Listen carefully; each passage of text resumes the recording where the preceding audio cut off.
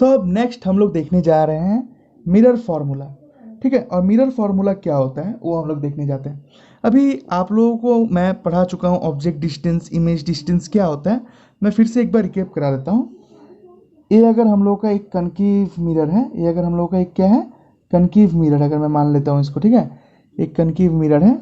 यहाँ हम लोग का पोल हो गया, यहाँ हम लोग का फोकस हो गया, यहाँ हम लोग का सेंटर ऑफ कर्वेचर हो गया। तो मैंने ऑब्जेक्ट को यहाँ कहीं पे रखा है, राइट। मैंने एक ऑब्जेक्ट रखा बिहाइंड सेंटर ऑफ कर्वेचर।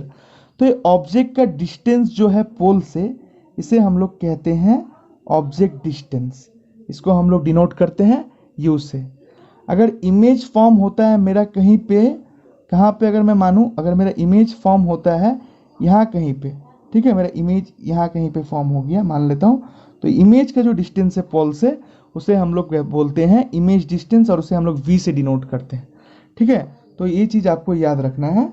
जो हम लोगों का मैं क्या कैसे बोलूँ आपको, the distance of object, the distance of object from pole, the distance of object from pole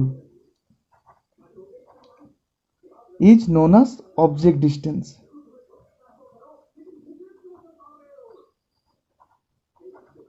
Is known as object distance, और इसे स्मॉल यू से डिनोट करते हैं। फिर ठीक है, फिर the distance of image from pole is known as image distance. इसे हम लोग वी से डिनोट करते हैं। ठीक है, मतलब ये अगर हम लोगों का मिरर हो गया, अगर ये हम लोगों का पोल है, ये फोकस है, सेंटर ऑफ कर्वेचर है, मैं अगर फोकस में कोई एक ऑब्जेक्ट को रख देता हूँ तो हम लोग का इमेज क्या होगा बच्चों, फोकस पे अगर मैं रखता हूँ इमेज तो हम लोग का इन्फिनिटी में फॉर्म होगा, राइट।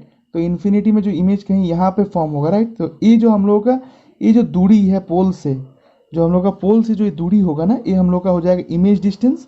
ये हम लोगों का क्या होगा, इमेज डिस्टेंस। और जो ऑब्जेक्ट को मैंने जहाँ प्लेस किया था, ये वाला दूरी जो होगा हम लोगों का, ये हो जाएगा ऑब्जेक्ट डिस्टेंस। ये चीज़ आपको याद रखना है, ठीक है। और फोकस से लेके जो पोल का डिस्टेंस है, इसको तो आपको पता ही है, इसे हम लोग कहते हैं फोकल लेंथ। ठीक है, तो थर्ड पॉइंट भी आपको याद रखना है, the distance of focus, the distance of focus from pole, focus from pole, ठीक है, is known as focal length.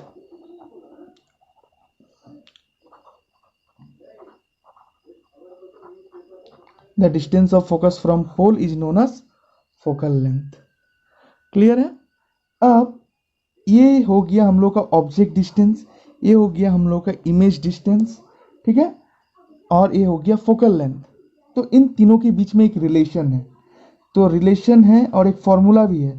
तो मैं लिखता हूं ए फॉर्मूला which gives, एक ऐसा फॉर्मूला जो हम लोगों को रिलेशनशिप देता है, which gives relationship between image distance, object distance.